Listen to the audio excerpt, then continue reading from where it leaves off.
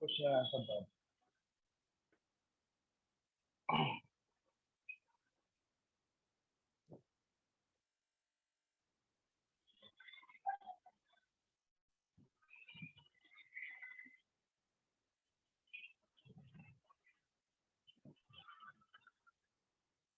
আমার sound clear না।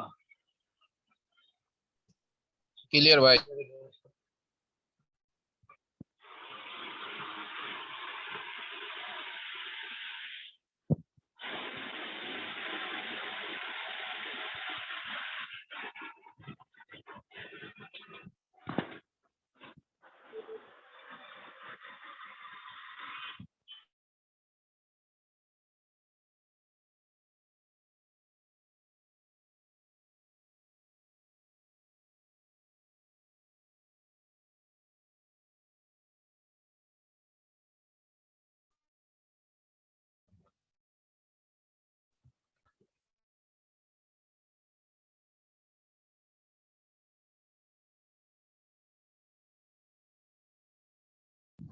ভাই শুরু করেন।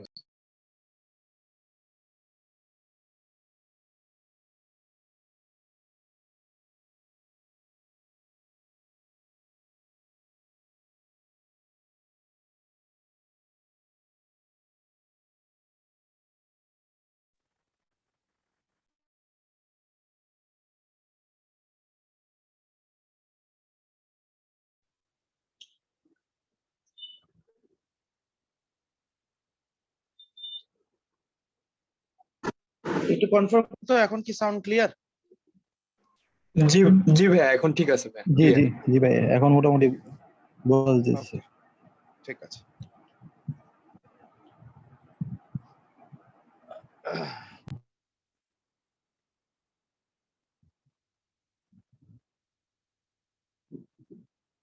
একজন ফাহমি নামে একজন মেসেজ করেছেন, আমরা বেসিক্যালি টোফেলের ক্লাসটা কখন হবে সেই বিষয়ে ক্লাস শুরুর আগেই বলে দিয়েছিলাম। সো এখন আমাদের পক্ষে অল্প কয়েকজনের জন্য সবার ক্লাস টাইম চেঞ্জ করা পসিবল না। সো টোফেল ক্লাসটা সপ্তাহে 4 দিন যেই সময় বলা হয়েছে সেই সময় ইনশাল্লাহ হবে। তো আপনারা আশা করি সবাই আর্টিকেল পর্যন্ত পড়ানো হয়েছে এবং এই আর্টিকেলে যে এক্সারসাইজ গুলো আছে সেগুলো আপনারা করেছেন। আপনাদের মধ্যে অনেকে আর্টিকেলের কিছু সলিউশন করে ছবি পোস্ট করেছেন, থ্যাংক ইউ ভেরি মাচ। আমরা যেটা করব সেটা হচ্ছে এই আর্টিকেলের যেই এক্সারসাইজ গুলো আছে সেই এক্সারসাইজ গুলোর সলিউশনটা ভিডিও আকারে তৈরি করব, যেখানে এক্সপ্লেনেশন থাকবে এবং অ্যান্সারও বলবো, এবং সেটা আমরা গ্রুপে আপলোড করে দিব।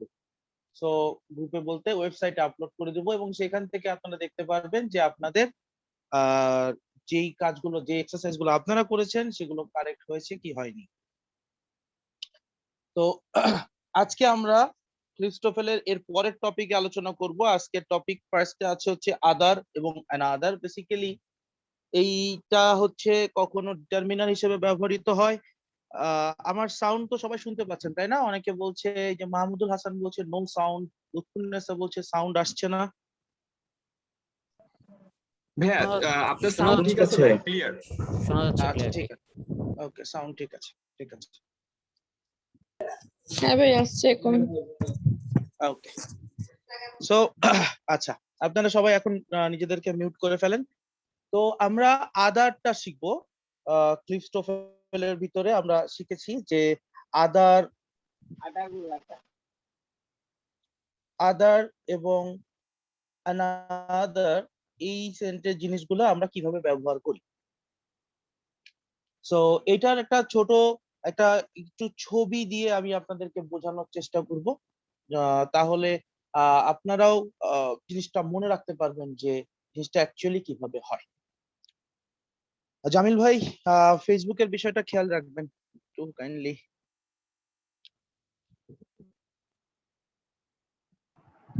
তো মনে করেন আমার আদার এবং অ্যানাদার শেখার আগে আমি জাস্ট আপনাদের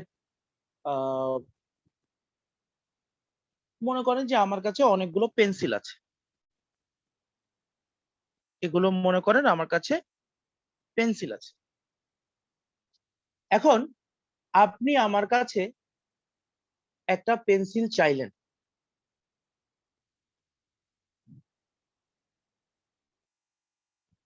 প্রোনাউন্সিয়েশন অভিজিৎ দেব বলছেন, প্রোনাউন্সিয়েশন নিয়ে আপনার মাথা ঘামাতে হবে না, এটা দি উচ্চারণ করবেন নাকি দেহ উচ্চারণ করবেন, এইটা I don't think is very important. তারপরেও যদি পার্টিকুলারলি কোনো গ্রামার থাকে আমি নিজেও জানি না, এটা দেখে বলতে হবে। তো আমার কাছে যদি এরকম পেন্সিল থাকে, সাপোজ আমি আপনার কাছে প্রথম একটা পেন্সিল চাই, আপনি আমার কাছে প্রথম একটা পেন্সিল চাইলেন, তাহলে এই প্রথম পেন্সিলটা আপনি যখন আমার কাছে চাইবেন তখন আপনি আমাকে কি বলবেন? তখন আপনি আমাকে বলবেন give me one pencil. So আপনি যখন আমাকে বলবেন গিভ মি ওয়ান পেন্সিল, এখন আপনি আমার কাছে যদি এরপরে আরো একটা পেন্সিল চান, খেয়াল করেন আমার কাছে অনেকগুলো পেন্সিল আছে, এখানে যদিও আমরা দেখতে পাচ্ছি যে আমার কাছে 7টা পেন্সিল, যেহেতু 7টা লেখা আছে। সাপোজ আপনি আসলে জানেন না আমার কাছে কয়টা আছে, আপনি এসে আমাকে বললেন যে একটা পেন্সিল নিয়েছি, এরপরে আরো একটা পেন্সিল আপনি আমার কাছে চাচ্ছেন, তখন আপনি আমাকে কি বলবেন? দ্বিতীয় পেন্সিলটার জন্য আপনি আমাকে বলবেন গিভ মি অ্যানাদার পেন্সিল। অর্থাৎ একটা পেন্সিল বোঝানোর জন্য আমরা অ্যানাদার কথাটা ব্যবহার করব, আরো একটা, ঠিক আছে? ওয়ান প্লাস আরো একটা বোঝানোর জন্য আমরা অ্যানাদার ব্যবহার করব। এখন আমি যদি আপনাদেরকে এই সেন্টেন্সটা দেখায় বলি যে গিভ মি অ্যানাদার পেন্সিল, এই পার্টিকুলার সেন্টেন্সটাতে অ্যানাদার আসলে কি করছে, অ্যানাদার কি কাজে ব্যবহৃত হচ্ছে?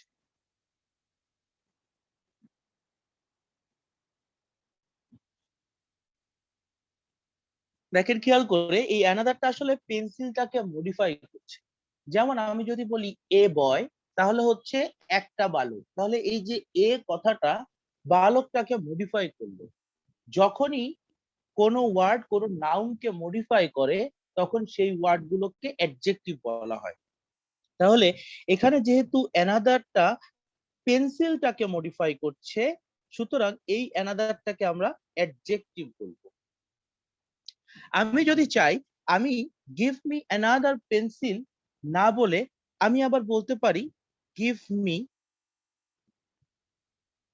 অ্যানাদার। এখানে কিন্তু আমি আর পেন্সিল কথাটা বললাম না। এই যে গিভ মি অ্যানাদার পেন্সিল আর যখন বলছি গিভ মি অ্যানাদার, এই দুইটার ভিতরে আসলে পার্থক্য কি? যখন আমি বলছি গিভ মি অ্যানাদার পেন্সিল, তখন এখানে অ্যানাদারটা হচ্ছে একটা অ্যাডজেক্টিভ যেটা কিনা একটা পেন্সিলকে মডিফাই করছে।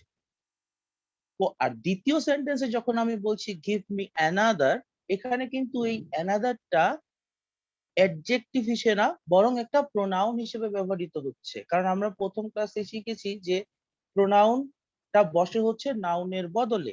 সো এখানে পেন্সিলের বদলে অ্যানাদার বসছে।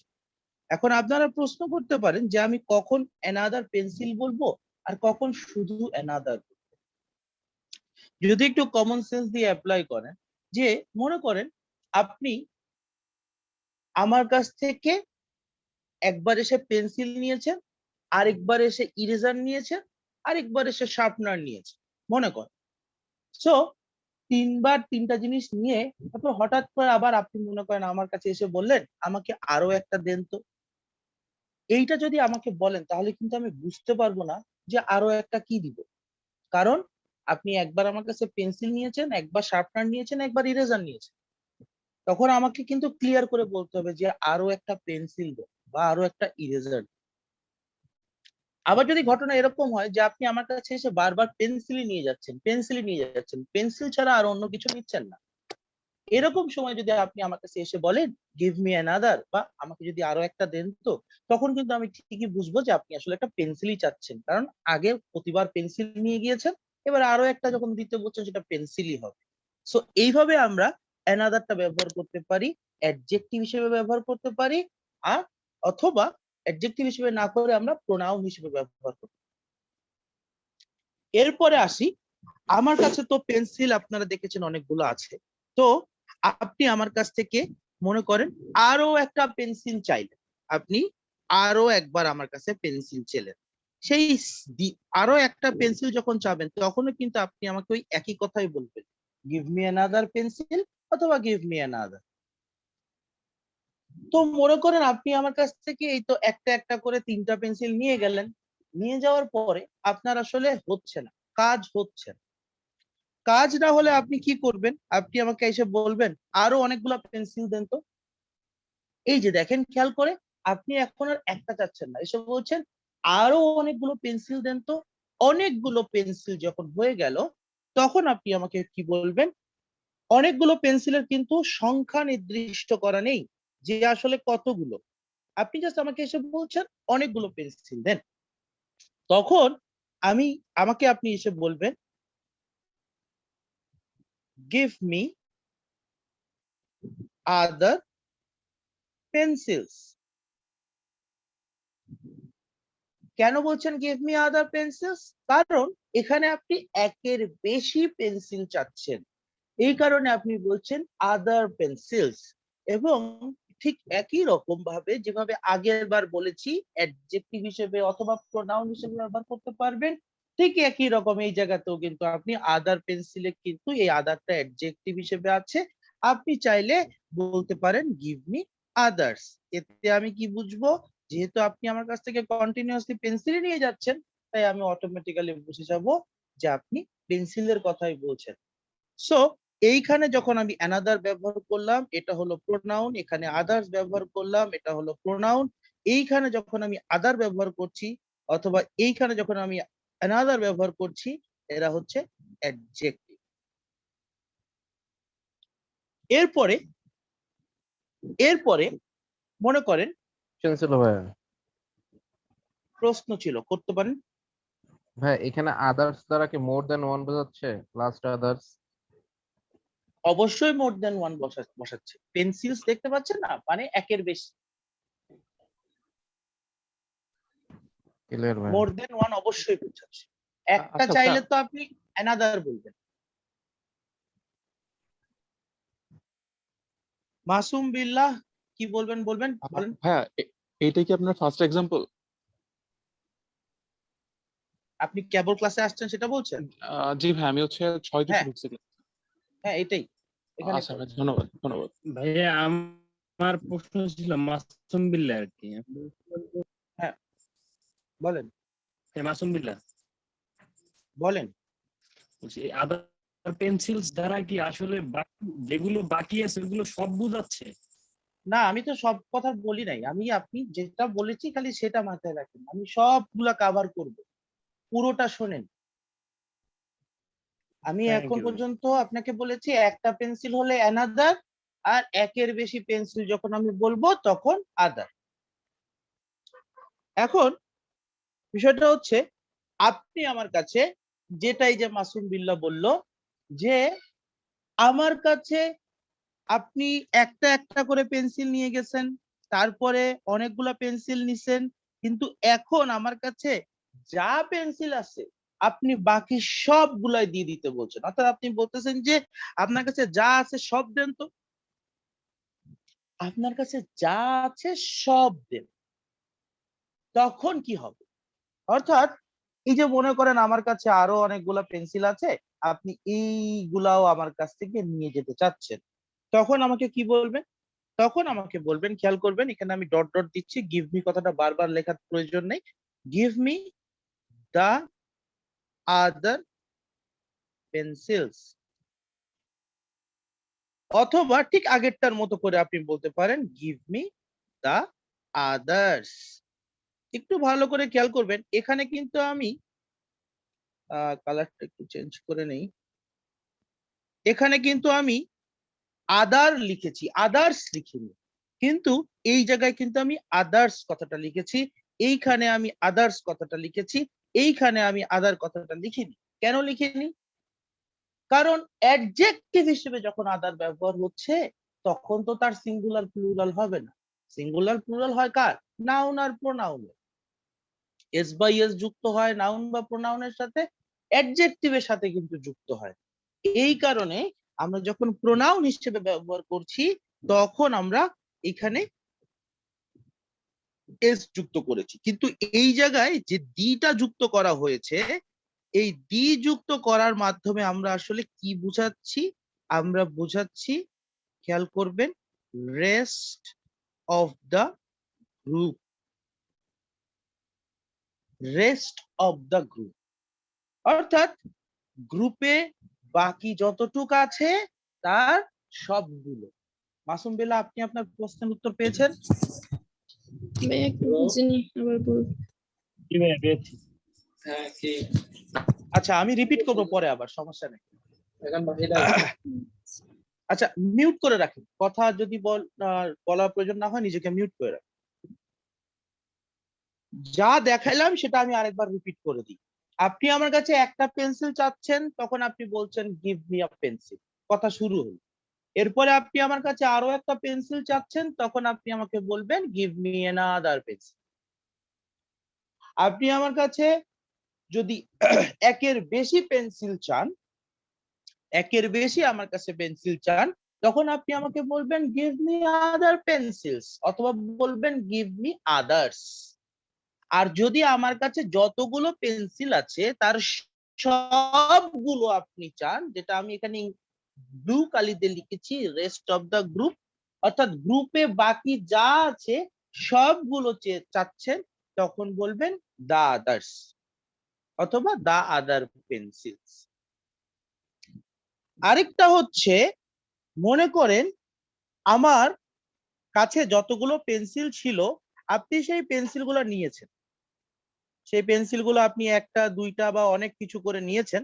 তো নেওয়ার পরে আমার আসলে পেন্সিল আপনি সব নিয়ে নিছেন, মনে করেন আপনি সব পেন্সিল নিয়ে নিছেন, আমার কাছে আর পেন্সিল বাকি আছে একটা পেন্সিল বাকি আছে। ওকে, একটা পেন্সিল বাকি আছে। আপনি সেই আমার ওই একটা পেন্সিলও চাচ্ছেন, তখন কি বলবো? তখন আপনি আমাকে বলবেন এই লাস্ট পেন্সিলটা নেওয়ার জন্য, তখন আপনি আমাকে বলবেন give me the other pencil, singular. কারণ কি? কারণ এখন আপনি আমার কাছ থেকে একটা পেন্সিল নিচ্ছেন। একইভাবে আপনি পেন্সিলটা বাদ দিয়ে চাইলে বলতে পারেন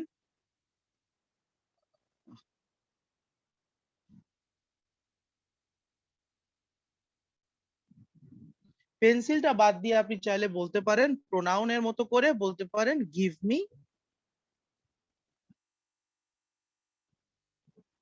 দা আদার। যখন আপনি দা আদার ব্যবহার করছেন, এটা দিয়ে বোঝাচ্ছে লাস্ট অফ দ্য গ্রুপ,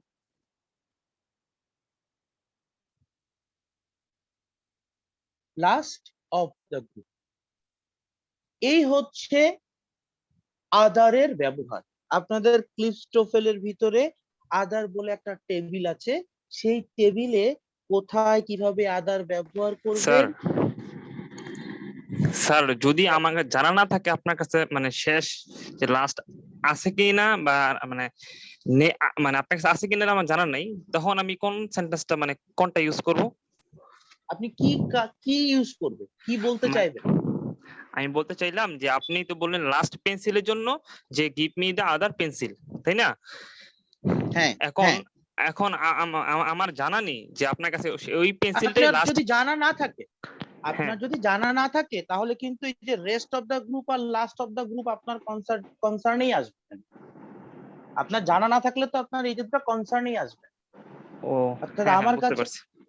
এটা খালি পেন্সিলের মানে এক্সাম্পলে আটকায় থাকলে তো হবে না। আপনি চিন্তা করেন সার্ক কান্ট্রি কয়টা আছে? হ্যাঁ, 7টি। এই যে এতদিন পরে যদি 7টি বলেন তাহলে কিন্তু হবে না, এটা কিন্তু আফগানিস্তান। সাধারণ জ্ঞানের একটা প্রশ্ন। সার্ক কান্ট্রি হচ্ছে 8টা। 8টি, হ্যাঁ সরি। তো আপনি মনে করেন 7টা কান্ট্রি নিয়ে কথা বলছেন, তার কান্ট্রি বাকি আছে কয়টা? একটা। তখন আপনি বলবেন দা আদার কান্ট্রি। অথবা মনে করেন সার্ক কান্ট্রি 3টা কান্ট্রি নিয়ে আপনি কথা বলছেন, বাংলাদেশ, পাকিস্তান, ভারত, তাহলে হাতে আরো কয়টা কান্ট্রি আছে? 5টা। 5টা। এটা কি 5টা। আপনি জানেন কি জানেন না? হ্যাঁ জানি জানি। তাহলে বলবেন the other countries of SAARC, the other countries of SAARC, অথবা the others of SAARC.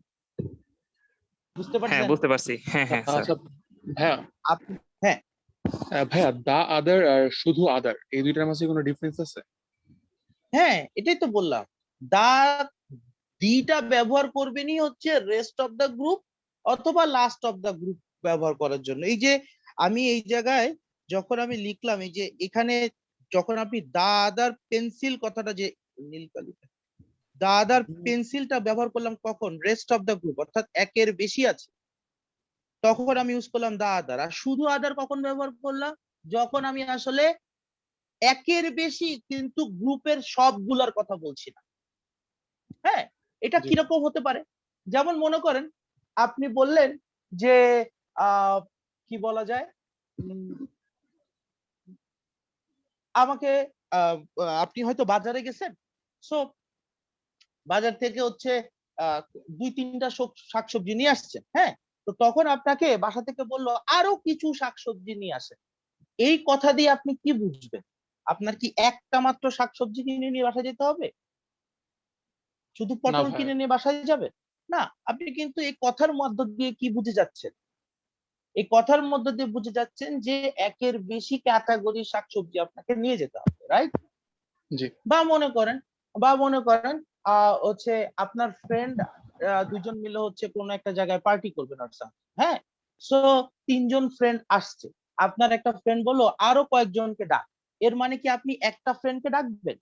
No, না আপনি আরো কয়েকজনকে ডাকবেন। কিন্তু তার মানে কি এই যে আপনাদের দুইজনের মিউচুয়াল ফেসবুক ফ্রেন্ড মনে করেন 500 আছে, সবাইকে ডেকে নিয়ে আসতে বলছে আপনাকে? না ভাই, তাও বলেন। তার মানে কি রেস্ট অফ দ্য গ্রুপকে ডাকতে বলে নাই, বলেছে আরো কয়েকজনকে ডাকতে। It is more than one but not all of the rest of the. Okay, সেই ক্ষেত্রে আপনি আদার কথাটা। মানে ভাইয়া ডেফিনিট অর্থ হচ্ছে আমি এখানে দিটা ইউজ করব, আদারওয়াইজ হচ্ছে হ্যাঁ, শুধু ইউজ করব। ডেফিনিট, হ্যাঁ ডেফিনিট মানে স্পেসিফিক যখন হয়ে যায়। জি জি জি, নির্দিষ্ট বুঝতে হয়ে পারছি। গেলে দিয়ে ইউজ করতে হবে। আচ্ছা, থ্যাংক ইউ। এইটা হচ্ছে আমার এইটার হচ্ছে আপনারা স্ক্রিনশট নিয়ে রাখতে পারেন। দিস ইজ হচ্ছে আদারের একটা discussion, other with count noun যেটাকে বলছে। ওকে, এরপরে আমরা যাব হচ্ছে other with non count noun. Other with non count নাউনটা আসলে খুবই সহজ। কেন সহজ? কারণ নন কাউন্ট নাউন হলে তার কাউন্টেবলের কোনো বিষয় হচ্ছে না, একটা দুইটা তিনটা চারটার কোনো হিসাব হচ্ছে না। ওই রেস্ট অফ দা গ্রুপ অথবা sorry rest of the group আছে মানে একটা নিলাম বা এরপরে একের বেশি নিছি কিন্তু সবাইকে নেইনি, এরকম কোনো বিষয় হচ্ছে। এইটা দুইটা ভাবে কিভাবে ব্যবহার হতে পারে দেখেন খেয়াল করে।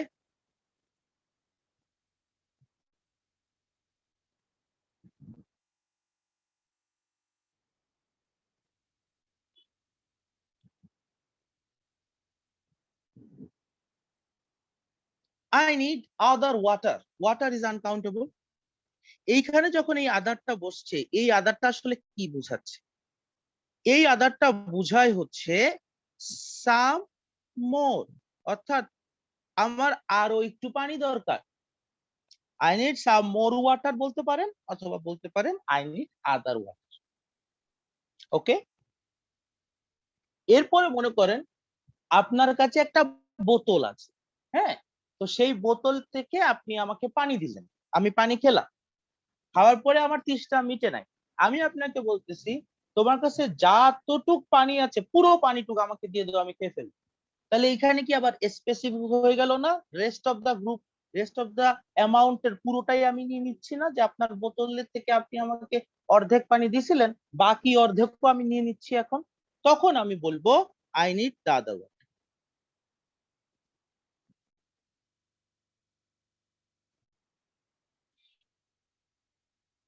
সো এইখানে যে দাদারটা ব্যবহার করা হচ্ছে, এই দাদারটা থেকে বোঝানো হয়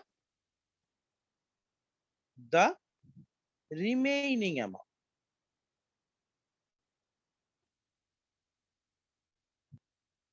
দ্য রিমেইনিং অ্যামাউন্ট। এর আগের বার ছিল রেস্ট অফ দ্য গ্রুপ, এটা হচ্ছে রিমেইনিং অ্যামাউন্ট, বাকি যতটুকু বাদ আছে ততটুকুর কথা বলছি। এইটাই আপনাদের টোফেলে আদার বলে এই জিনিসটা দুইটা কলামে করা আছে, একটা কাউন্টেবল দিয়ে এবং একটা নন কাউন্টেবল দিয়ে। সো আপনাদের কাজ হচ্ছে যেটা আমি দেখালাম সেই জিনিসটা ব্রেনে রেখে আপনাদের যে এক্সারসাইজ 5টা আছে আপনারা এটা কমপ্লিট করবেন। আশা করি আমার যা দেখিয়েছি সেটা বুঝতে পেরেছেন। এখন আমি হ্যান্ড ওভার করবো জামিল ভাইয়ের কাছে। জামিল ভাই আপনাদেরকে টেন্স আচ্ছা পড়ানো শুরু করুন। ভাই একটা কোশ্চেন ছিল। হ্যালো। হ্যাঁ হ্যাঁ হ্যাঁ ভাইয়া, আচ্ছা ভাইয়া, এই যে নন কাউন্টেবল নাউনের ক্ষেত্রে যে আদার ব্যবহার হয়, এগুলো কি আমরা অ্যাবস্ট্রাক্ট নাউনের ক্ষেত্রেও কি ওইভাবে বিবেচনা করতে পারবো? কিভাবে? হ্যাঁ, এবার উদাহরণ দেন তাহলে বুঝতে পারবেন। মানে যেমন হাইট, তারপর ডেপথ বা এরকম। আই নিড আদার হাইট, না না না, এমন না, এমন আপনি না। বলতে চাচ্ছেন I need other hate, I need other love, এরকম বলতে চাচ্ছেন? না না, বিভিন্ন অ্যাবস্ট্রাক্ট নাউন আছে যেগুলা আমি মানে এখন মনে আসতেছে না, কারণ অ্যাবস্ট্রাক্ট নাউনও তো নন কাউন্টেবল নাউন হয়, তাই না? হ্যাঁ অবশ্যই, অ্যাবস্ট্রাক্ট নাউন তার ধরতেই পারেন না, ঘুরবেন কিভাবে? হ্যাঁ, তো আমি ওই সেন্সে এইটা আসলে বলতেছি আর কি যে- এটা কিছু কিছু ক্ষেত্রে অবশ্যই ব্যবহার হয়তো করা যাবে, কিছু কিছু ক্ষেত্রে ব্যবহার করা যাবে না। ইন জেনারেল সেন্স ব্যবহার করা যাবে। আপনি পার্টিকুলারলি ওয়ার্ডটা বলে তারপর চিন্তা করতে হবে যেখানে ব্যবহার করা যাবে কিনা। ইন জেনারেল সেন্স ডিটারমিনার হিসেবে আপনি আদার এবং দা আদার ব্যবহার করতে পারেন। আচ্ছা, ধন্যবাদ ভাই। জামিল ভাই স্টার্ট করেন। জামিল ভাই কি আছেন? আছে আছে, আমি আপনারটাই শেয়ার অফ করে দেন, আমি শেয়ার করবো তো। ও সরি।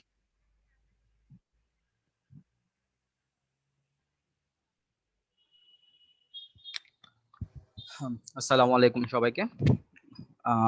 আশা করি আমার কথা শুনতে পাচ্ছেন। ওয়ালাইকুম আসসালাম ভাই। জি ভাই, শোনা যাচ্ছে। ওয়ালাইকুম, ঠিক আছে, ধন্যবাদ। ওকে, সো আমরা এখন যে জিনিসটা নিয়ে আলোচনা করব সেটা হচ্ছে টেন্স। আচ্ছা, তো মোটামুটি আমরা সবাই জানি যে 12 ধরনের টেন্স আমরা দেখে এসেছি ছোটবেলা থেকে। তো এই 12 ধরনের টেন্সের মধ্যে আমাদের ইনডেফিনিট টেন্স কয়টা আছে? তিনটা। বলছে তিনটা, present indefinite, past indefinite, future future indefinite. আচ্ছা, হ্যাঁ, কন্টিনিউয়াস টেন্স কয়টা আছে? তিনটা। পারফেক্ট কন্টিনিউয়াস হলে 6টা। হ্যাঁ, কন্টিনিউয়াস টেন্স 6টা, একটা নরমাল কন্টিনিউয়াস, একটা পারফেক্ট কন্টিনিউয়াস। সো আমরা কেউ যদি জিজ্ঞাসা করে আমাদের কন্টিনিউয়াস টেন্স কয়টা, আমরা বলবো 6টা। ওকে, আর পারফেক্ট হচ্ছে আমাদের 3টা। আচ্ছা, সো আজকে আমাদের এই 12টা টেন্সের মধ্যে আমরা দুটো টেন্স নিয়ে আলোচনা করব। একটা হচ্ছে সিম্পল প্রেজেন্ট টেন্স, যেটাকে আমরা ভাই আবার একটু বলেন। একটু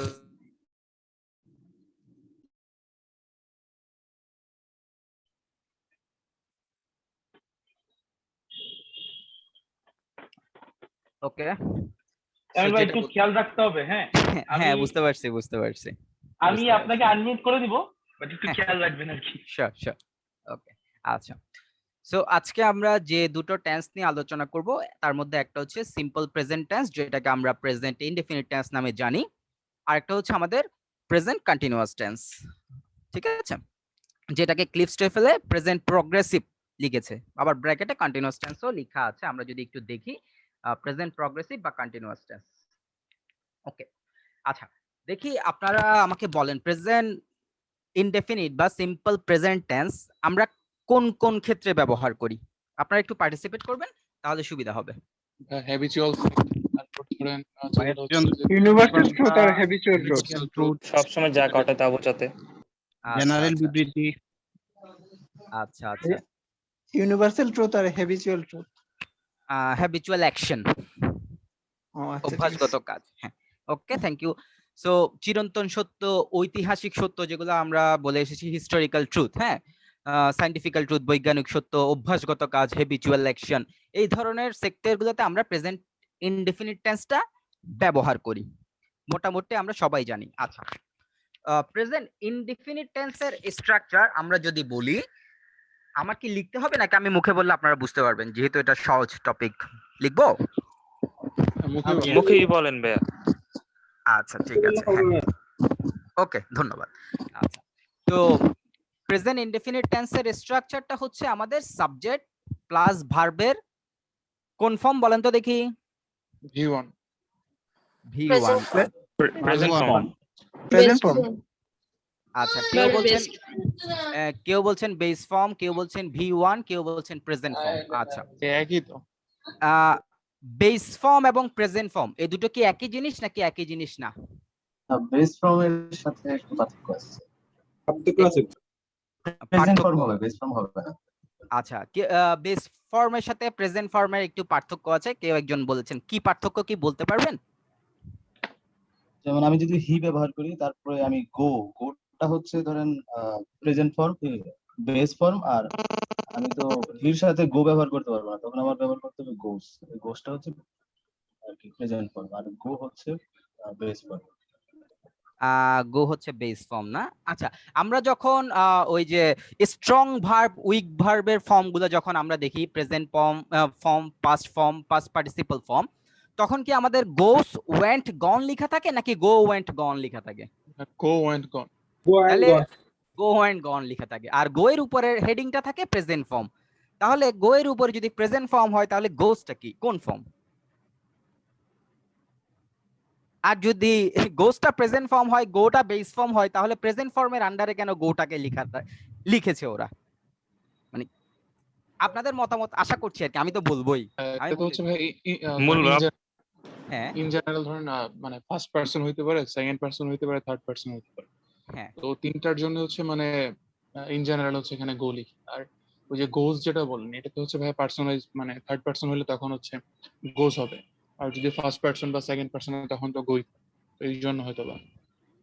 আচ্ছা আচ্ছা যাক, অনেক একটা ভার্বের অনেকগুলো ফর্ম আছে, আমি সবগুলো নিয়ে ডিটেইলস বলবো না, এখন কিছু কথা বলছি, খুব ভালো করে মনোযোগ দিয়ে শুনবেন। মোটামুটি সব ভার্বের বেস ফর্ম আর প্রেজেন্ট ফর্ম হচ্ছে সেম, কথাটা ভালো করে খেয়াল করবেন। বেস ফর্ম আর প্রেজেন্ট ফর্ম সেম, যেমন গো এর বেস ফর্ম গো, প্রেজেন্ট ফর্মও গো। ইট এর বেস ফর্ম ইট, প্রেজেন্ট ফর্মও ইট। ডু এর বেস ফর্ম ডু, প্রেজেন্ট ফর্মও ডু। ডাস, গোস, ইটস, এই যে ভার্বের সাথে এস বাই এস যোগ হচ্ছে এবং নতুন একটা ভার্ব গঠিত হচ্ছে, এই ভার্বটার নাম হচ্ছে প্রেজেন্ট সিঙ্গুলার। এই ভার্বের ফর্মটার নাম হচ্ছে প্রেজেন্ট সিঙ্গুলার। তাহলে আমরা বলি সাবজেক্ট যদি থার্ড পারসন সিঙ্গুলার হয়, ভার্বের সাথে এস বাই এস যোগ হয়, এই কথাটা যেমন সত্য, সাবজেক্ট যদি থার্ড পারসন সিঙ্গুলার নাম্বার হয়, ভার্বের প্রেজেন্ট সিঙ্গুলার ফর্ম হয়, এই কথাটাও সত্য। তাহলে এখন আপনাকে যদি আমি জিজ্ঞেস করি ভার্বের সাথে এস বাই এস যুক্ত ফর্মটার নাম কি, আপনারা কি বলতে পারবেন? হ্যাঁ প্রেজেন্ট সিঙ্গুলার ফর্ম, আপনি তো বললেন না। হ্যাঁ রাইট, হ্যাঁ বুঝতেন কিনা সেটা একটু শিওর হয়ে নিলাম। ওকে থ্যাংক ইউ, আপনারা বুঝতে পারছেন যে এটাকে প্রেজেন্ট সিঙ্গুলার ফর্ম বলে। আচ্ছা তাহলে বেস ফর্মের সাথে আসলে প্রেজেন্ট ফর্মের পার্থক্য আমরা কিভাবে পাবো, কথাটা খেয়াল করবেন। যেমন বি ভার্বের প্রেজেন্ট ফর্ম হচ্ছে am is are, are is না আর। বি ভার্বের প্রেজেন্ট ফর্ম হচ্ছে এম আর। ইজ হচ্ছে বি ভার্বের প্রেজেন্ট সিঙ্গুলার, আবার বলছি ইজ হচ্ছে বি ভার্বের present singular, am are is হচ্ছে প্রেজেন্ট সিঙ্গুলার। আমি এতক্ষণ যে পার্থক্য বললাম গো আর গোজ এর মধ্যে, ঠিক তেমনি এম আর আর গোজ এর পরিবর্তে ইজ, এই কথাটা কি ধরতে পারছেন কিনা দেখেন। জি ভাই। হ্যাঁ আচ্ছা এখন আরেকবার একটু বলেন। আরেকবার বলবো। আচ্ছা গো এর প্রেজেন্ট সিঙ্গুলার ফর্ম হচ্ছে গোস। আচ্ছা আমার একটু লিখি আপনাদের জন্য সুবিধা হবে, দাঁড়ান। তার মানে কি থার্ড পারসন সিঙ্গুলার নাম্বারের জন্য থার্ড মানে আপনার হচ্ছে ওই present singular form. Present singular form, right right right right right right. আমাকে একটু সুযোগ দেন, আমি একটা জিনিস দেখাই তাহলে সুবিধা হবে। ভাই আপনি কিছু বলতেছেন? না আমি কিছু বলছি না, আমি একটা জিনিস শেয়ার করার চেষ্টা করছি। আচ্ছা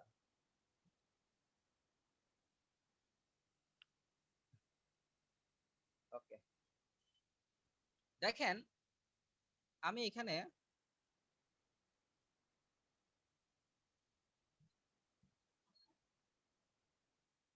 ভাইয়া আপনার সাউন্ডটা কম আসছে। ভাইয়া আমি এখনো কথা বলছি না, আমি এখন বলবো।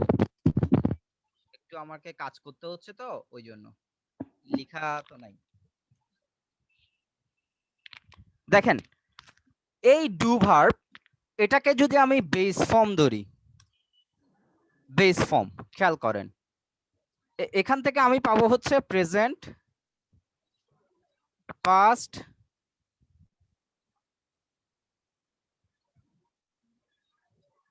Present singular, past participle, present participle. এই ফর্মগুলো আমি আসলে পাই। যেমন ডু এর প্রেজেন্ট ফর্ম হচ্ছে ডু, কথাটা খেয়াল করবেন, এইখানে ডুটা হচ্ছে বেস ফর্ম, তার প্রেজেন্ট ফর্ম হচ্ছে ডু। তাহলে দেখেন এই দুইটা হচ্ছে সেম। পাস্ট ফর্ম হচ্ছে ওয়েন্ট, প্রেজেন্ট সিঙ্গুলার হচ্ছে ডাস, পাস্ট পার্টিসিপল হচ্ছে ডিড হবে। সরি ডু তো গো থেকে ওয়েন্ট, ডিড, থ্যাংক ইউ। তারপরে হচ্ছে যে ডান, আর এটা হচ্ছে ডুইং। দেখেন সো যে কোনো ভার্ব আমি যদি নিই, বেস ফর্ম আর প্রেজেন্ট ফর্মটা সেম হয়ে যায়, কিন্তু আমি যদি এই জায়গায় বি ভার্ব নিই, কথাটা খেয়াল করবেন, বি ভার্বের প্রেজেন্ট ফর্ম হচ্ছে am are are, present singular হচ্ছে ইজ, পাস্ট হচ্ছে ওয়াজ ওভার, সরি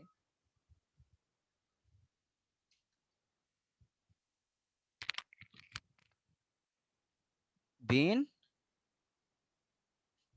বিং। এখন দেখেন বি ভার্বের ক্ষেত্রে বেস ফর্ম আর প্রেজেন্ট ফর্ম ডিফারেন্ট, কিন্তু অন্যান্য ভার্বগুলোর ক্ষেত্রে বেস ফর্ম আর প্রেজেন্ট ফর্ম সেম, যে কারণে আমরা আসলে মনে করি যে কি প্রেজেন্ট ফর্ম যেটা বেস ফর্মও সেটা। মোহাম্মদ খালিদ বিন জামান উনি বলেছেন আমার সাউন্ড কম, ইজ ইট ট্রু? না ভাই শোনা যাচ্ছে। না ভাই ঠিক আছে। খালিদ বিন জামান আপনি একটু আপনার স্পিকারটার ভলিউমটা বাড়াই দেন, আই হোপ আপনার প্রবলেম সলভ হয়ে যাবে। আচ্ছা, সো বুঝতে পারছেন প্রেজেন্ট ফর্ম আর বেস ফর্মের যে আসলে একটা পার্থক্য আছে? জি ভাই। ওকে, ধন্যবাদ। এখন তাহলে আমি আমার হ্যাঁ আবার একটু বলতেন কোনটা বলবো ভাইয়া? ভাইয়া, এই যে বি ভার্বের বেস ফর্মটা। আচ্ছা, বি ভার্বের বেস ফর্ম আর প্রেজেন্ট ফর্ম ডিফারেন্ট, কিন্তু অন্যান্য ভার্বের বেস ফর্ম আর প্রেজেন্ট ফর্ম সেম, এটাই বলেছিলাম। ঠিক আছে? ঠিক আছে ভাই। কি ভাইয়া? ওকে, আচ্ছা, এখন তাহলে আমরা কোন কোন জায়গায় প্রেজেন্ট ইনডেফিনিট টেন্স ব্যবহার করি সেটাও আমরা জেনেছি, আর প্রেজেন্ট ইনডেফিনিট টেন্সে ভার্বের কোন ফর্ম হবে সেটাও আমরা জেনেছি, দুটো কাজ আমরা করে ফেললাম। আচ্ছা, এখন এখানে অনেকগুলো জিনিস লিখেছি, আমরা এই জিনিসগুলো একটু পরে দেখব। তার আগে আমরা আসলে জেনে আসি প্রেজেন্ট কন্টিনিউয়াস টেন্স আমরা কখন ব্যবহার করি। দেখি আপনাদের মতামতটা, প্রেজেন্ট কন্টিনিউয়াস টেন্স আমরা কখন ব্যবহার করি? কাজ চলতেছে এরকম বুঝাইতে, আমি কোন কাজ করতেছি। মানে আমরা হচ্ছে গ্রামার এরকম পড়ছিলাম যে লাস্টে হচ্ছে নাও বা এট দিস মোমেন্ট, তো এই দুইটা জিনিস যদি থাকে তখন হচ্ছে এটা প্রেজেন্ট কন্টিনিউয়াস কে ডিফাইন করে। হ্যাঁ, আপনি পড়েছেন ঠিক আছে, আপনার আরেকটু বেশি পড়তে হবে, কারণ এই যখন আপনি স্পেসিফিক করে ফেলবেন, যেমন ক্লিপস টু ফেলে এখানে শুধু নাও এর কথা লিখেছে, আপনি সাথে এট দিস মোমেন্টও বলেছেন। আরো অনেকগুলো ওয়ার্ড আছে, যেমন আপনার মনে করেন at present, right now, day by day, gradually, rapidly, year after year, এই ধরনের অনেকগুলো ওয়ার্ড আছে, এগুলো আপনারা কিন্তু বইতে পাবেন লিস্টগুলো, এগুলো পড়বেন। যখন এই ওয়ার্ডগুলো বেসিক্যালি একটা সেন্টেন্সে থাকে তখন আমরা প্রেজেন্ট কন্টিনিউয়াস টেন্সটা ব্যবহার করি। আর এমনি বাস্তবিক অর্থে যদি আমি নরমালি বলতে চাই, কোনো কাজ বর্তমানে চলছে বা চলমান অবস্থায় আছে, এই ধরনের কোন সিচুয়েশন আমি যদি প্রকাশ করতে চাই, তাহলে আমি প্রেজেন্ট প্রোগ্রেসিভ বা কন্টিনিউয়াস টেন্সটা ব্যবহার করি বা করব। যেমন বাচ্চাটি কান্না করছে, এখন কান্না করছে, বাচ্চাটির কান্না চলমান, তাহলে আমি এখানে কন্টিনিউয়াস টেন্স ব্যবহার করব। এই আওয়াজ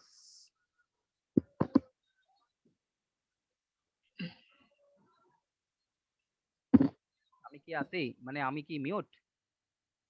না ভাই শোনা যাচ্ছে।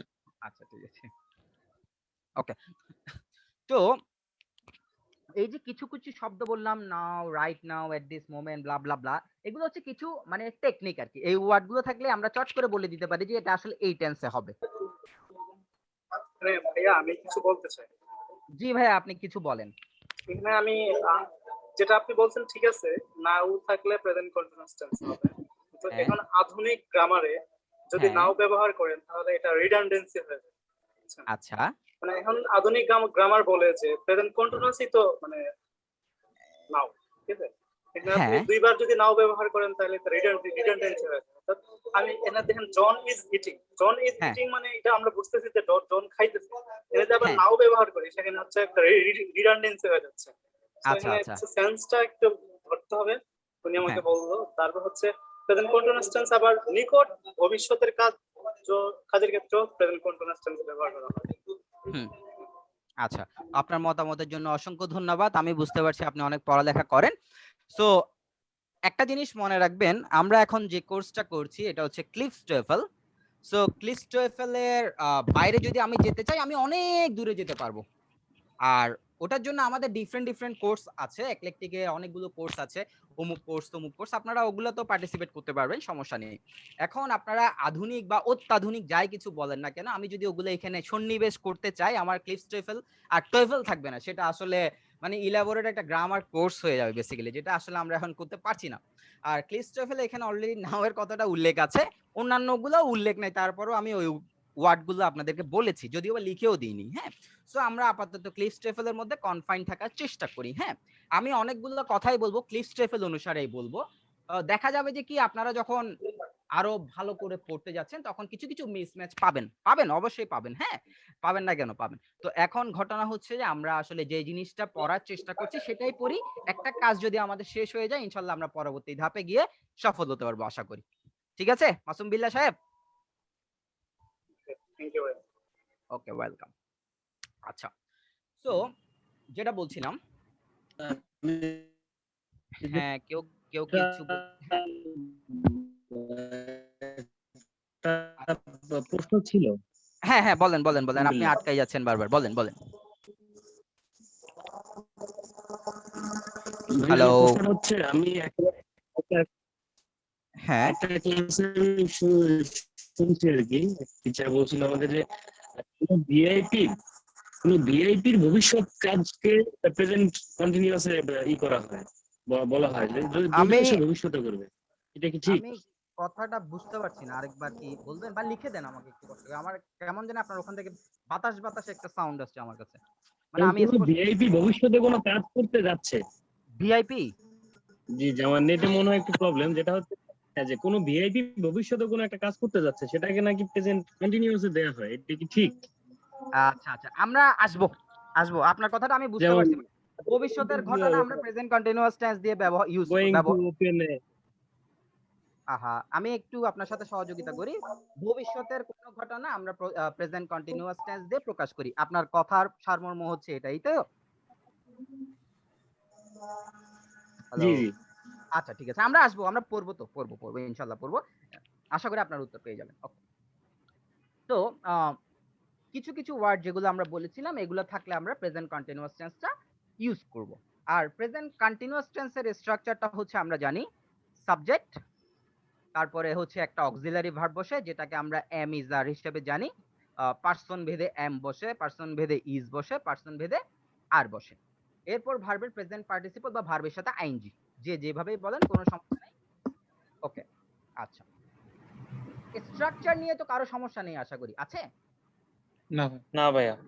ওকে, আচ্ছা, তাহলে দুটো জায়গায় কখন প্রেজেন্ট ইনডেফিনিট টেন্স, আরেকটা জায়গায় কখন প্রেজেন্ট কন্টিনিউয়াস টেন্স ব্যবহার করব আমরা জানি।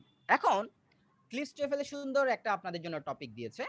টপিকটা হচ্ছে এখানে কিছু ওয়ার্ড ভার্ব দিয়েছে, ভার্ব লিস্ট অফ ভার্বস একটা দিয়েছে, যেগুলোকে ওরা স্টেটিভ ভার্ব বলেছে। হ্যাঁ, আচ্ছা, এখন এগুলা দ্বারা আসলে কি বুঝাইতে চাইছে? বলতে চেয়েছে যে যে সকল সিচুয়েশনে আমরা প্রেজেন্ট কন্টিনিউয়াস টেন্স ব্যবহার করি না কেন, এই ভার্বগুলোর সাথে আমরা কন্টিনিউয়াস টেন্স ব্যবহার করতে পারবো না। তার মানে এই ভার্বগুলোকে আমরা কন্টিনিউয়াস টেন্সে ব্যবহার করব না বা করতে পারবো না। আবার বলছি, এই ভার্ব গুলো আছে, এই ভার্ব গুলোকে আমরা প্রেজেন্ট কন্টিনিউয়াস টেন্সে ব্যবহার করব না। যেমন আমি যদি বলি আমি একটি কাজ করছি, আমি একটি কাজ করছি, I am doing a work, আমি একটি কাজ করছি। এখন আমি যদি আপনাকে বলি আমি একটি পাখি দেখছি, এটার ইংরেজিটা কি হবে? See the bird. আচ্ছা, দুটো ইংলিশ হতে পারে, একটা হচ্ছে I am seeing a bird অথবা আই সি এ বার্ড, দুটো ইংলিশ হতে পারে। এখন আমি কোনটা বলবো, আই সি এ বার্ড বলবো নাকি I am seeing a bird বলবো? I see a bird বলবো। আচ্ছা, কেন আমি I am seeing a bird বলছি না? কারণ সি ভার্বের আইএনজি হয় না। Very good. এখানে দেখবেন সি ভার্বটা হচ্ছে স্টেটিভ ভার্ব, দ্যাট মিন্স যে সকল ভার্ব আমার স্টেট প্রকাশ করে, অবস্থা প্রকাশ করে, সেগুলোকে আমরা স্টেটিভ ভার্ব বলি এবং এই ভার্বগুলোকে আমরা কন্টিনিউয়াস টেন্সে ব্যবহার করব না। এতটুক তো বুঝছেন না? জি স্যার।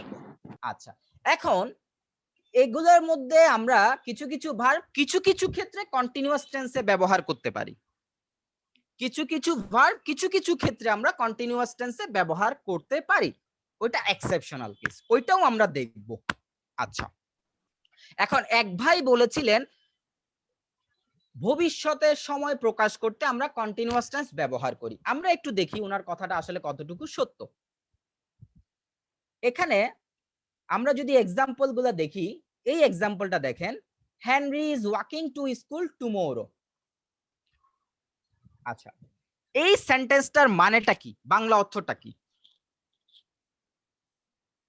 আগামীকাল স্কুলে যাব। আমি আগামীকাল স্কুলে যাচ্ছি, আমি আগামীকাল স্কুলে যাচ্ছি। আমি কি এখন যাচ্ছি নাকি আগামীকাল যাব? আগামীকাল। আগামীকাল যাব। Very good. তাহলে এই যে একটা ভবিষ্যতের একটা বিষয়, এটাকে আমি প্রকাশ করলাম, তাও আবার কি প্রেজেন্ট কন্টিনিউয়াস টেন্স দিয়ে। তাহলে কোন কোন ভবিষ্যতের বিষয়গুলো আমি প্রেজেন্ট কন্টিনিউয়াস টেন্স দিয়ে প্রকাশ করতে পারবো?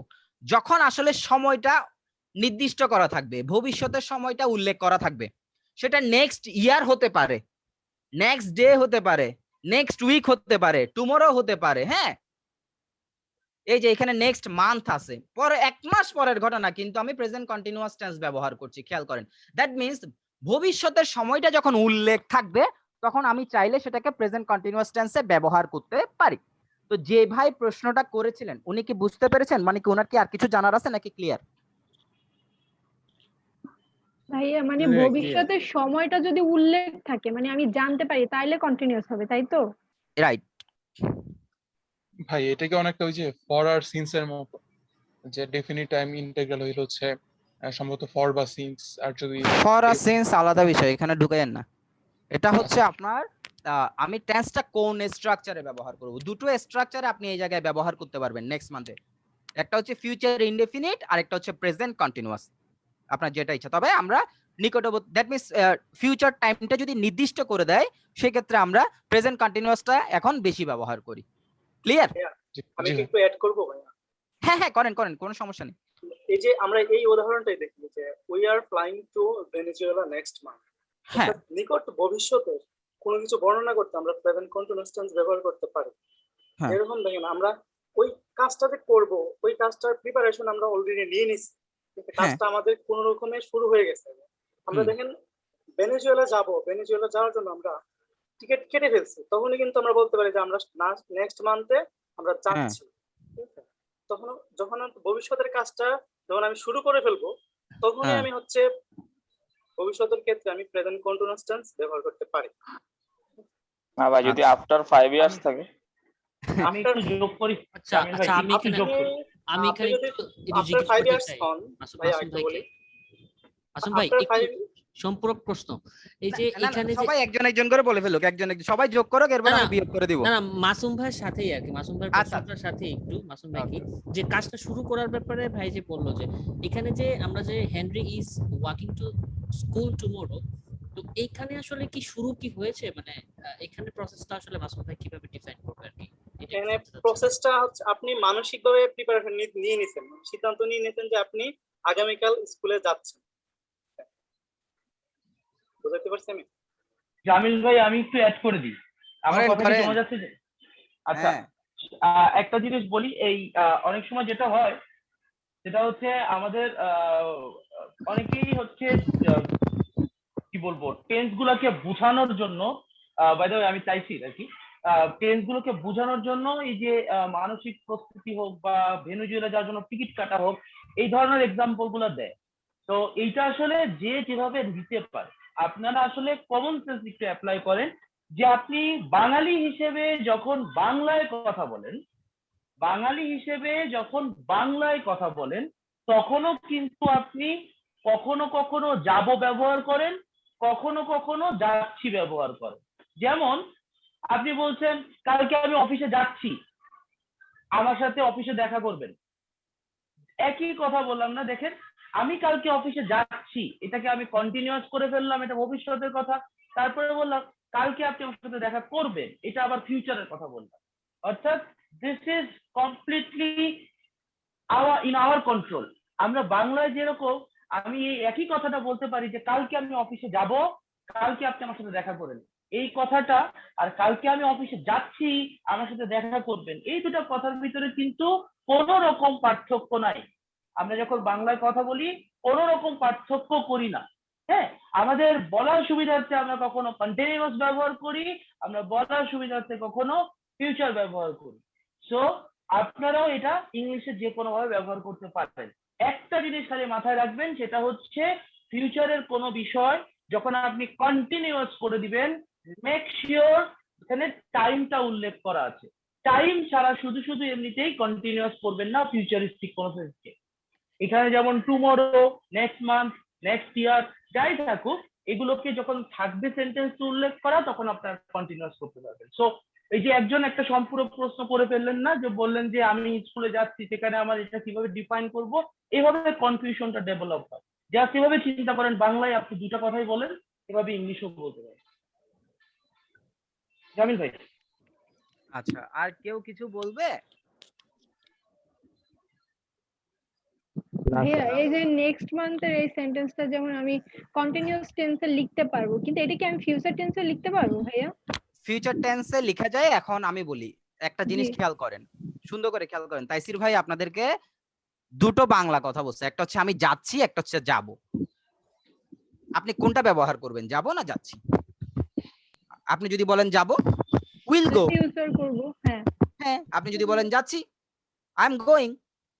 সিম্পল। ক্লিয়ার আপনি নাকি? আপনাদের মধ্যে মনে হয় এই প্রশ্নটা আসতেছে যে ভাইয়া কোনটা কারেক্ট, তো এটার উত্তর হচ্ছে দুইটাই কারেক্ট। আচ্ছা, আর কেউ কিছু বলবে? বলবে না?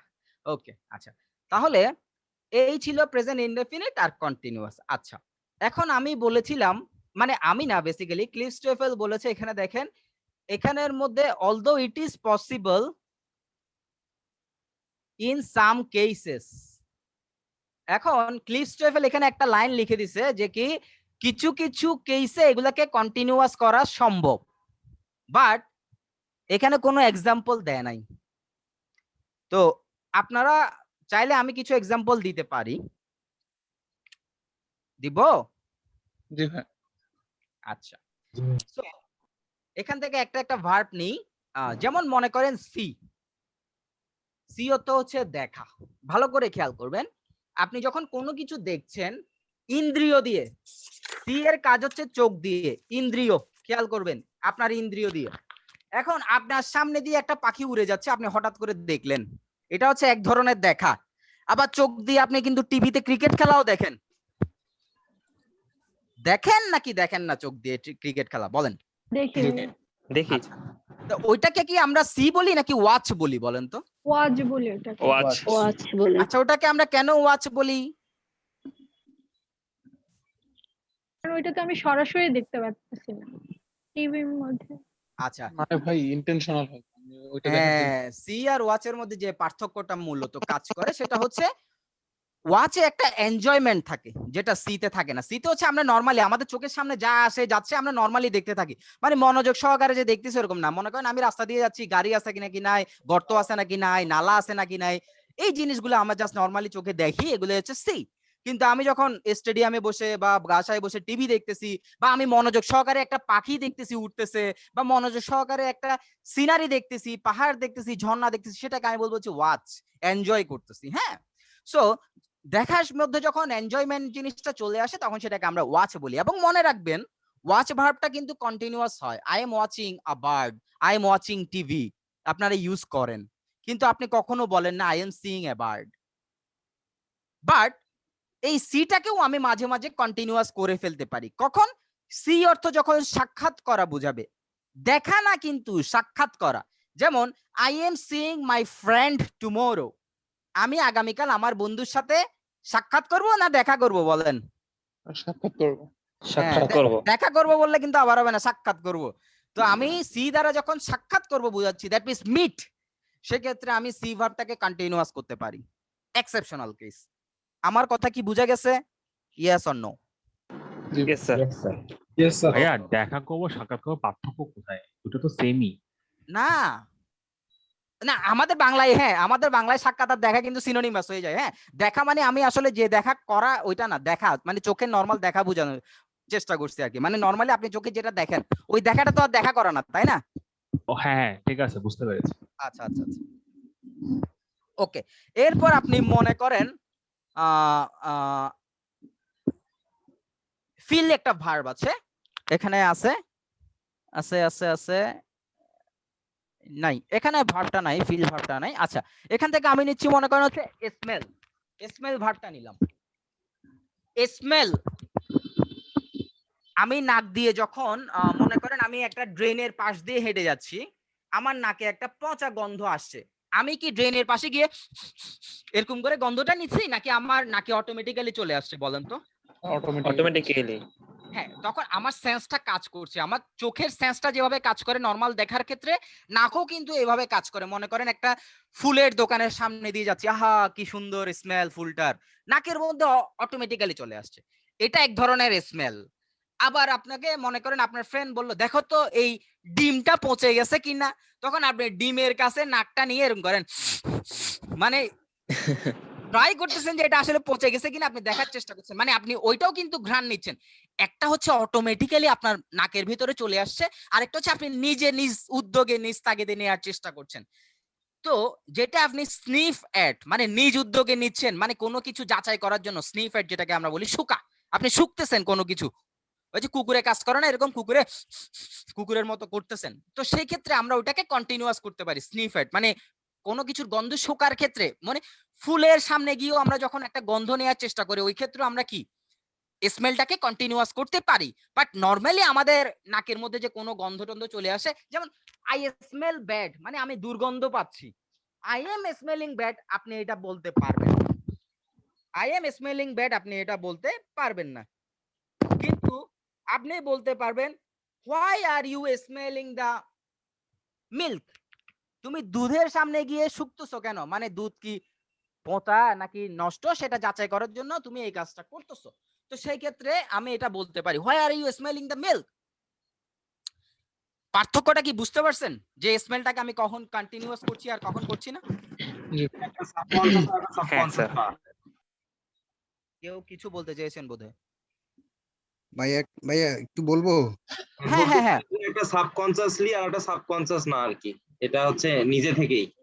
ভাইয়া ন্যাচারালি আমরা যে গানটা পেয়ে থাকি ওটা কন্টিনিউ হ্যাঁ করব না, হ্যাঁ তারপর করবো না, আর যেটা আমরা ন্যাচারালি বাদে কৃত্রিম ভাবে নিয়ে ওটা করবো, এই তো? হ্যাঁ, স্বপ্রণোদিত হয়ে করে ওটাতে করব। জি ভাই, তার জি মানে ভাই। হ্যাঁ, আরো সহজ করে এবার আপনাদেরকে বলে দিই, আমাদের 5টা ইন্দ্রিয় আছে, একটা হচ্ছে চোখ, একটা হচ্ছে নাক, একটা হচ্ছে কান, একটা হচ্ছে ত্বক, আর একটা হচ্ছে জিহ্বা। ভালো করে খেয়াল করবেন, চোখ দ্বারা আমরা সি করি, সি কে আমরা কন্টিনিউয়াস করি না, কিন্তু সিটাকে যদি আমরা সাক্ষাৎ করা বুঝাই কন্টিনিউয়াস করি। তারপরে হচ্ছে কি চোখ, কান, কান দিয়ে আমরা শুনি, যেমন আপনি রাস্তা দিয়ে যাচ্ছেন, গাড়ি হর্ন দিছে, আপনার কানের মধ্যে চলে আসবে, কিন্তু আপনি ওই দুজনে কি বলতেছে চলো তো ওরা কি বলতেছে একটু শুনি, কানটা খাড়া করে শুনতেছেন খরগোশের মতো, এই শোনা আর ওই শোনার মধ্যে বেশ কম আছে, তখন ওই শোনাটাকে আমি কি করব কন্টিনিউয়াস করব। তারপরে আপনি মনে করেন হচ্ছে যে ত্বক দিয়ে feel, I feel cold, I feel hot. আপনি কখনো বলতে পারবেন না আই এম ফিলিং কোল্ড বা আই এম ফিলিং হট, বললেই ভুল হয়ে যাবে। কারণ ত্বক দিয়ে আপনি এই কাজটা করতেছেন, অটোমেটিক্যালি আপনার ঠান্ডা বা গরম লাগতেছে। এখন আপনি মনে করেন ফিল ভার্বটাকে কন্টিনিউয়াস করতে চাচ্ছেন, তখন ফিলটাও কিন্তু কন্টিনিউয়াস হয়। কখন জানেন? শারীরিক কন্ডিশন বুঝাইতে, ফিজিক্যাল কন্ডিশন বুঝাইতে ফিলটা কন্টিনিউয়াস হয়। যেমন আই এম ফিলিং বেটার, আমি এখন ভালো বোধ করছি, একটু আগে অসুস্থ ছিলাম, বা আমি এখন অসুস্থ বোধ করছি। I am feeling sick, continuous হয়। অথবা মনে করেন একটা ডাক্তার তার রোগীর পালস ফিল করতেছে, ডাক্তার তার রোগীর পালস ফিল করতেছে, এই ক্ষেত্রেও ফিলটাকে আমি কন্টিনিউয়াস করতে পারি। যেমন the doctor is feeling the patient's pulse, বা হার পালস বা হিজ পালস। তো এই ক্ষেত্রেও আমি কন্টিনিউয়াসটা ইউজ করতে পারি ফিল ভার্বের এইভাবে। সো কিছু এক্সেপশন আছে যখন আমরা এই ভার্বগুলোকে কন্টিনিউয়াস করতে পারবো। তো এই ছিল মূলত টেন্সের আলোচনা। এছাড়াও চাইলে আরো অনেক আলোচনা করা যায় যেগুলো ক্লিস্টেফেলের বাইরে চলে যাবে। তো আশা করি ক্লিস্টেফেলের মধ্যেই আমরা থাকার চেষ্টা করতেছি, আপনাদের যাতে কষ্ট না হয়। সো এই যে আমি প্রেজেন্ট ইনডেফিনিট বা কন্টিনিউয়াস বললাম, এর মধ্যে কারো কোনো প্রশ্ন আছে কিনা আমাকে বলেন, আদারওয়াইজ আমি এখানে ক্লোজ করে দিব। আপনাদের কিন্তু কালকে আরেকটা ক্লাস আছে। হ্যাঁ,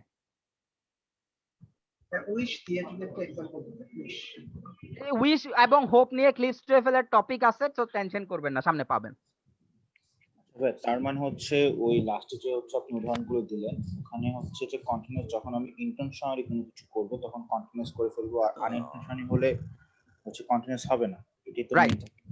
এখন হচ্ছে লাইক এমন যদি হয় যে আমি হচ্ছে একটা রুমে ঢুকছি ঠান্ডা ফিল করার জন্য, তো হচ্ছে আমি এখন হঠাৎ করে কিছুক্ষণ ঠান্ডা ফিল করার পর অনেকক্ষণ পর আমার শীত লাগতেছে, এই ঠান্ডা লাগানোটা আমি হচ্ছে আপনার ইন্টেনশনালি ছিল, তখন কি আমি বলতে পারবো না আই এম ফিলিং কোল্ড, বা হচ্ছে কারণ এটা তো আমার তো মাইন্ডসেট একটু ইন্টেনশনাল ছিল ঠান্ডা করাটা। ভাইয়া একটু খেয়াল করেন, শোনেন ভাইয়া, আপনার ইন্টেনশনাল ছিল, আপনি ইন্টেনশন দিয়ে আপনার এসিটার পাওয়ার মানে এসিটার টেম্পারেচার কমাইছেন, বাট এসিটার টেম্পারেচার কমে গিয়ে আপনি ঠান্ডাটা ফিল করতেছেন। আপনার এই ঠান্ডা ফিল করার সাথে কিন্তু আপনার নিজের ইন্টেনশন না, আপনার ত্বক কাজ করতেছে, এই কারণে আপনার ঠান্ডা লাগছে। আপনার যদি খোদা না করুক শরীরের ত্বকের যদি সেন্স কাজ না করতো, তাহলে এসি একদম মানে ঠান্ডা করে দিলেও কিন্তু আপনার ঠান্ডাটা লাগতো। Get my point? বুঝতে পারছি। এটাই, আপনার মনে করেন আপনি ফ্রিজের সামনে আজকের গরমে দাঁড়ায় আছেন, এই দাঁড়ায় থাকাটা হচ্ছে আপনার ইন্টেনশন, বাট থেকে আপনি আসলে ঠান্ডাটা হয়ে যাচ্ছেন কিনা ইট ইজ অটোমেটিক, এইটা হচ্ছে আপনার ইনবিল্ট। আচ্ছা, যে কথাটা আজকে শেষ করে আমরা ক্লাসটা শেষ করব সেটা হচ্ছে আমাদের আগামী কালকেও কিন্তু ক্লাস আছে 7:30টার সময় ইনশাল্লাহ। এরপরে টপিক কভার করা হবে হচ্ছে, আমি আপনাদেরকে এখনই বলে দিই যাতে আপনারা বাসায় নিজেরা একটু আগে থেকে পড়ে রাখতে পারেন, পেজ নাম্বার 59 থেকে 63, 59 পৃষ্ঠা থেকে 63 পৃষ্ঠা পর্যন্ত আমরা কভার করব। ওখানে শুধু টেন্সই আছে মনে হয় আলোচনায়, তো এটা কালকে আমরা কভার করব ইনশাল্লাহ। কালকে আপনাদের ক্লাসে দেখা হবে। আরেকটা বিষয় হচ্ছে, আমি দেখলাম আপনাদের মধ্যে অনেকেই ওয়েবসাইটে ঢুকতে পারছে না, আপনাদেরকে হেল্প করার জন্য ফেসবুক গ্রুপে লিংক শেয়ার করা হচ্ছে, বাট এটা আসলে আমাদের প্রসেস না, আমাদের প্রসেস হচ্ছে ওয়েবসাইটের মাধ্যমে করতে হবে অথেন্টিসিটি এনশিওর করার জন্য। তো আপনারা আমার কথাটা আগে শেষ হবে, তারপর আপনারা যখন অফিস টাইম চলবে লাইক সকাল 10টা থেকে বিকাল 5টার মধ্যে, আপনারা ইক্লেকটিক এডুকেশনের ফোন নাম্বার ইক্লেকটিকের পেজে দেওয়া আছে, আপনারা ওখানে ফোন করে আপনাদের ওয়েবসাইটে লগইন ইস্যু যা ইস্যু আছে সেই ইস্যুগুলো সলভ করে নেবেন। আর আজকে যেরকম ওয়েবসাইটে আপনারা ঢুকতে পারছেন না, প্রবলেম হচ্ছে আমাদের এন্ড থেকে যদি কোনো ইস্যু ডেভেলপ হয় তাহলে আমরা আপনাকে ইয়া দিয়ে দিব, আপনাদেরকে লিংক দিয়ে দিব। বাট আমাদের মেইন মটো হচ্ছে আপনারা অবশ্যই কাছে আসবেন ওয়েবসাইটের মাধ্যমে লিংক নিয়ে। সাজেদ মাহমুদ বলবেন। জি ভাই, ওই আমি হচ্ছে ওয়েবসাইটে আমি ঢুকতে পারছি, কিন্তু আমার ওয়েবসাইটে কোনো লিংক শো করতেছিল না।